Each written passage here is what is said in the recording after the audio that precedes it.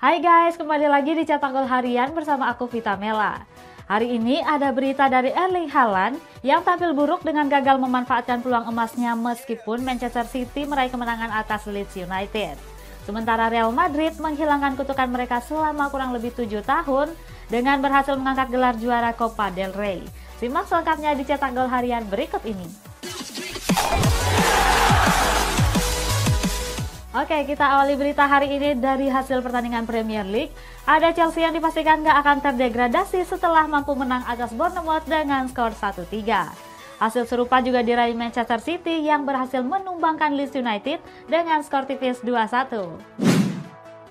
Chelsea akhirnya meraih kemenangan di pekan ke-35 Premier League menghadapi Bournemouth.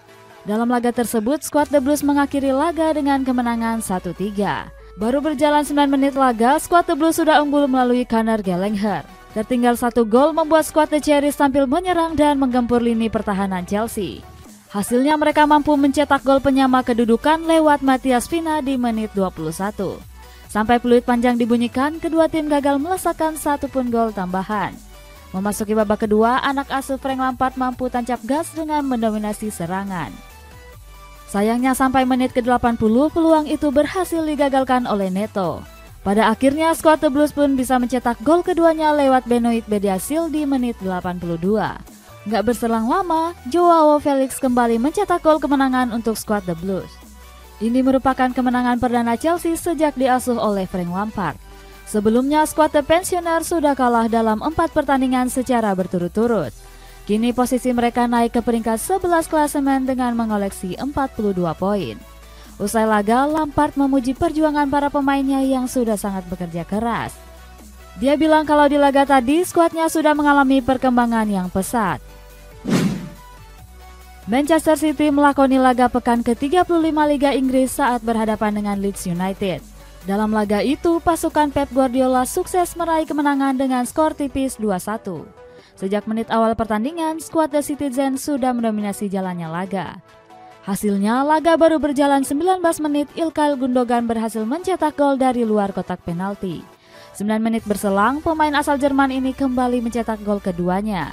Setelah unggul 2 gol, anak asuh Pep Guardiola beberapa kali mendapat peluang emas lewat Erling Haaland, termasuk membuang peluang di menit 47 setelah gagal menyundul bola.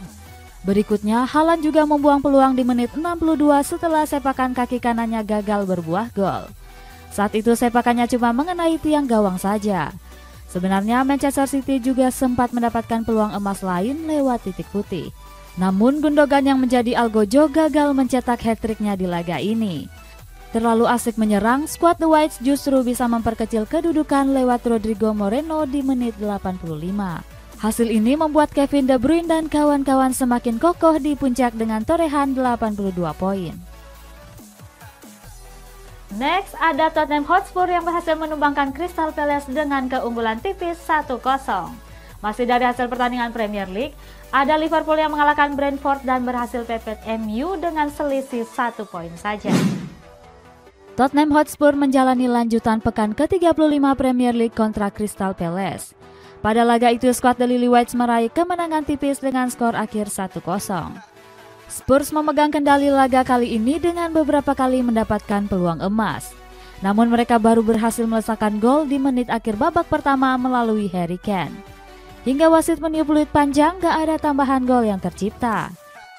Dengan hasil ini, skuad asuhan Ryan Mason masih bertengger di posisi ke-6 dengan mengemas 57 poin. Aston Villa gagal meraih hasil maksimal saat menjalani lanjutan Premier League kontra Wolverhampton. Bertandang ke Molineux Stadium, skuad The Villa harus takluk dengan skor tipis 1-0. Pasukan Julian Lopetegui sukses melesakkan gol cepat melalui Tote Gomez di menit 9 laga. Dalam keadaan tertinggal, anak asuh Unai Emery beberapa kali mencoba menyamakan kedudukan. Akan tetapi hingga pertandingan usai, skor masih untuk kemenangan Wolves. Kini Aston Villa tertahan di posisi 8 klasemen dengan mengemas 54 poin. Sementara skuad The Wanderers naik ke peringkat 13 dengan mengumpulkan 40 poin. Liverpool meraup 3 poin kala melakoni pekan ke-35 Premier League saat berhadapan dengan Brentford. Pasukan Jurgen Klopp menang dengan skor tipis 1-0. Satu-satunya gol skuad The Reds diciptakan oleh Mohamed Salah di menit 13. Gol tersebut terjadi hasil dari kerjasama dengan Fabinho dan Virgil van Dijk. Sebenarnya Darwin Núñez memiliki peluang emas pada menit 28 pertandingan. Sayangnya dia gagal memanfaatkan setelah tinggal berhadapan dengan kiper Brentford David Raya. Hingga wasit meniup peluit panjang, gak ada tambahan gol yang tercipta. Hasil ini membuat Liverpool sudah meraih kemenangan beruntun dalam 5 laga terakhir. Kini mereka masih kokoh di posisi 5 klasemen dengan mengumpulkan 62 poin. Skuad The Reds cuma terpaut 1 poin dari Manchester United yang berada 1 tingkat di atasnya. Selanjutnya ada Real Madrid yang berhasil menjuarai Copa del Rey setelah menaklukkan Osasuna dengan skor 2-1. Beralih ke hasil pertandingan Serie A, ada AC Milan dan Inter Milan yang sama-sama menang usai mengalahkan Lazio dan juga AS Roma. Real Madrid meraih kemenangan di partai final Copa del Rey menghadapi Osasuna. Bertanding di Stadion Olimpiade, skuad Los Blancos mengakhiri laga dengan skor akhir 2-1. Sejak menit awal pertandingan, Real Madrid langsung mengambil inisiatif serangan. Hasilnya, laga baru berjalan 2 menit, pasukan Carlo Ancelotti sudah unggul melalui Rodrigo. Unggul 1 gol membuat El Real semakin nyaman untuk mengembangkan permainan. Beberapa kali mereka mempunyai peluang emas yang gagal dikonversikan menjadi gol, termasuk tendangan bebas yang dilesakan oleh David Alaba di menit 31 pertandingan. Saat itu sepakan Alaba cuma bisa mengenai mistar gawang saja. Sampai babak pertama berakhir, kedua tim gagal menceploskan 1 pun gol tambahan. Memasuki babak kedua, Osasuna justru bisa menyamakan kedudukan lewat Lucas Toro di menit 58. Setelah gol itu terjadi, laga sempat ketunda selama beberapa menit. Alasannya, beberapa supporter Osasuna terlihat menyalakan flare di sisi tribun penonton. Saat itu petugas langsung sigap dengan mematikan flare menggunakan alat pemadam api. Kebobolan 1 gol membuat Real Madrid tampil menyerang. Hasilnya Rodrigo berhasil mencetak gol kemenangan di menit 70 pertandingan. Kemenangan ini membuat Real Madrid dipastikan mengangkat gelar juara Copa del Rey. Terakhir kali Real Madrid juara terjadi di tahun 2014 saat bertanding mengalahkan Barcelona 2-1 di partai final. Sementara itu, gelar juara Copa del Rey ini menambah trofi bagi Eduardo Camavinga. Sejak bergabung ke Real Madrid di tahun 2021, dia berhasil memenangkan 6 trofi juara berbeda. AC Milan sukses meraih kemenangan dalam lanjutan pekan ke-34 Serie A saat berhadapan dengan Lazio. Skuad asuhan Stefano Pioli menang dengan 2 gol tanpa balas. Baru 11 menit pertandingan berjalan, skuad Rossoneri harus mengalami nasib sial. Pasalnya, sang bintang yakni Rafael Leao harus keluar dari lapangan setelah bermasalah dengan pahanya. Dengan cederanya tersebut, pemain asal Portugal ini terancam absen saat menghadapi AC Milan di semifinal Liga Champions. Meski ditinggal pemain kuncinya, anak asuh Pioli tetap tampil dominan. Terbukti mereka berhasil melesakkan gol melalui Ismail Bennacer. Gol tersebut tercipta setelah memanfaatkan kesalahan dari sektor pertahanan skuad Bianco Celesti. Gak cukup sampai di situ, 12 menit berselang Theo Hernandez menggandakan kedudukan. Gol tersebut tercipta setelah melakukan soloran cantik dari lini pertahanan. Setelah tertinggal, skuad asuhan Maurizio Sarri mencoba memperkecil kedudukan. Namun kedudukan tetap gak berubah hingga wasit meniupkan peluit panjang. Meski meraup 3 poin, AC Milan tetap bertengger di peringkat kelima dengan torehan 61 poin. Inter Milan meraih hasil positif saat melakoni pekan ke-34 Serie A kontra AS Roma. Bertandang ke Olimpico Stadium, skuad Nerazzurri menang dengan skor 2-0. Kedua tim bermain dengan sama-sama melakukan jual beli serangan sejak menit awal. Namun AS Roma harus kecolongan saat Federico Di Marco mengemas gol di menit 33 pertandingan. Selanjutnya, skuad Giallorossi mencoba menyamakan kedudukan. Alih-alih mencetak gol, mereka harus kembali kebobolan setelah Romelu Lukaku sukses menggandakan kedudukan di menit 74 laga. Dengan hasil ini, skuad asuhan Simone Inzaghi masih bercokol di posisi 4 dengan mengemas 63 poin. Bayern Munchen menjalani pertandingan pekan ke-31 Bundesliga menghadapi Werder Bremen. Pada laga tersebut, pasukan Thomas Tuchel menang dengan skor tipis 1-2. Di babak pertama, skuad di Rotten memiliki banyak peluang emas. Namun hingga turun minum, kedudukan berakhir dengan skor kacamata. Barulah di babak kedua mereka berhasil melesakkan 2 gol melalui Serge Gnabry dan Leroy Sané di menit 62 dan 72. Sementara skuad Wederanner cuma mampu membalas lewat Niklas Schmidt di penghujung laga. Bayern Munchen kini masih kokoh di puncak klasemen dengan mengoleksi 65 poin. Kalau tadi dari hasil pertandingan, sekarang kita masuk ke sesi konferensi pers. Ada Erik ten Hag yang akan memperjuangkan tiket zona Liga Champions dengan berhasrat bisa mengalahkan West Ham United di laga dini hari esok. Sedangkan Mikel Arteta masih berhasrat bisa meraih gelar juara Premier League meskipun sudah ditikung oleh Manchester City. Menjelang laga pekan ke-35 Premier League, MU berhadapan dengan West Ham United. Menurut pelatih asal Belanda ini, lolos ke kompetisi tersebut akan berpengaruh besar. Nantinya hal itu akan berdampak baik ke kualitas permainan skuadnya seandainya bisa lolos. Ten Hag menyebut jika di Liga Champions skuad Setan Merah akan berhadapan dengan tim terbaik dari seluruh Eropa. Dia berjanji akan melakukan apa saja demi hal tersebut. Menjelang laga menghadapi Arsenal, Eddie Howe meminta Newcastle United untuk melupakan peringkat 4 besar sejenak. Alasannya persaingan tersebut semakin sangat ketat. Oleh karena itu, pelatih Inggris ini meminta skuadnya untuk tetap fokus pada permainan. Hal itu perlu dilakukan agar skuad The Magpies bisa meraih kemenangan atas The Gunners. Kemenangan ini sangat penting agar bisa memastikan satu tiket ke Liga Champions. Seandainya hal itu terjadi, maka ini jadi yang pertama kalinya sejak 20 tahun yang lalu. Mikel Arteta memberikan komentarnya pada sesi konferensi pers menjelang laga menghadapi Newcastle United. Pelatih asal Spanyol ini meminta anak asuhnya nggak kehilangan semangat.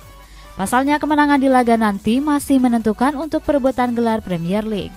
Namun Arteta menyebut kalau dia nggak akan memberikan terlalu banyak kata motivasi. Sebab itu cuma akan membuat para pemainnya terbebani dan kehilangan konsentrasi.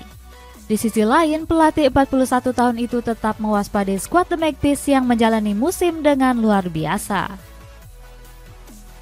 Beralih ke kabar rumor, ada Brighton yang memasang harga untuk Alexis Mac Allister dengan mahar 70 juta euro.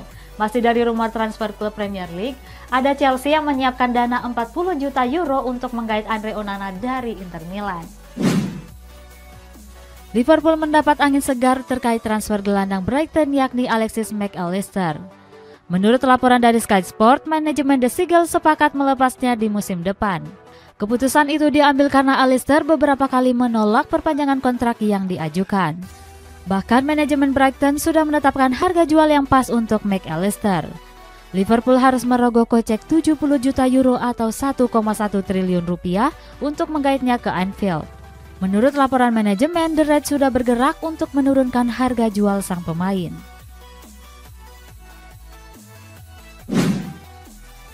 Andre Onana lebih memilih bergabung ke Chelsea seandainya hengkang dari Inter Milan. Manajemen The Blues pun cukup terbuka dengan kedatangan Onana ke Stamford Bridge. Bahkan mereka sudah menyiapkan dana yang lumayan besar untuk bisa memboyong Onana ke London. Dana itu berkisar 40 juta euro atau setara 646 miliar rupiah. The Telegraph mewartakan jika kehadiran Onana sangat berguna di bawah mistar gawang, sebab mereka membutuhkan kiper baru mengingat Edouard Mendy akan dilepas pada akhir musim. Selanjutnya ada Real Madrid yang tertarik mendatangkan Moussa Diaby dari Bayer Leverkusen sebagai pengganti Eden Hazard yang akan didepak pada musim panas nanti. Bicara soal Real Madrid, mereka harus mengeluarkan 120 hingga 130 juta euro untuk mendatangkan Jude Bellingham. Real Madrid membutuhkan seorang penyerang baru di musim depan. Bersumber dari media Marca, El Real membidik bomber muda Bayer Leverkusen yaitu Moussa Diaby. Laporan itu menyebutkan jika Diaby digadang bakal jadi pengganti Eden Hazard. Pemain timnas Belgia itu rencananya akan didepak karena nggak kunjung memberikan kontribusi. Marca menambahkan jika manajemen Los Blancos sangat serius menggaitnya ke Santiago Bernabeu. Bahkan mereka mengirimkan pemandu bakat yang terbang langsung ke Jerman. Fabrizio Romano mengabarkan perkembangan baru terkait transfer Jude Bellingham ke Real Madrid. Jurnalis asal Italia itu menyebut jika El Real akan mengadakan pertempuran di akhir Mei ini. Alasannya, manajemen Los Blancos menghormati Borussia Dortmund yang masih fokus mengejar gelar juara. Romano menambahkan kalau kesepakatan itu hampir segera tercapai. Dia menyebut Bellingham punya bandrol harga yang sangat fantastis, yakni berkisar 120 sampai 130 juta euro atau 2,1 triliun rupiah dengan masih menambahkan opsi biaya. Kompetisi Liga 1 musim depan dijadwalkan akan berlangsung pada tanggal 1 Juli mendatang. Hal tersebut diungkapkan oleh Ketua Umum PSSI yakni Erick Thohir. Erick Thohir menyebut jika kompetisi ini akan berhenti saat perhelatan FIFA Matchday. Berikutnya, dia juga berencana untuk menerapkan penggunaan VAR di Liga 1 musim depan. Namun VAR ini belum bisa digunakan pada awal musim melainkan pertengahan musim. Alasannya dia ingin mempelajari terlebih dahulu sistem penggunaan VAR tersebut. Kita lanjut ke baca kolom komentar. Ada komentar dari Blimade dengan super thanks 20.000. Berharap yang terbaik buat tim Indonesia, khususnya timnas sepak bola di kancah SEA Games di Kamboja. Kita doakan ya Indonesia pulang dengan membawa medali emas ya. Selanjutnya ada komentar dari Zaid STD, presenter baru cetak gol Kak Ibu ini. Iya Kak, aku presenter baru di cetak gol, tapi aku bukan ibu-ibu ya Kak. Oke, bagi kamu yang komentarnya mau dibacain, boleh komen di bawah. Yang mau kasih super thanks juga boleh banget. Sampai jumpa.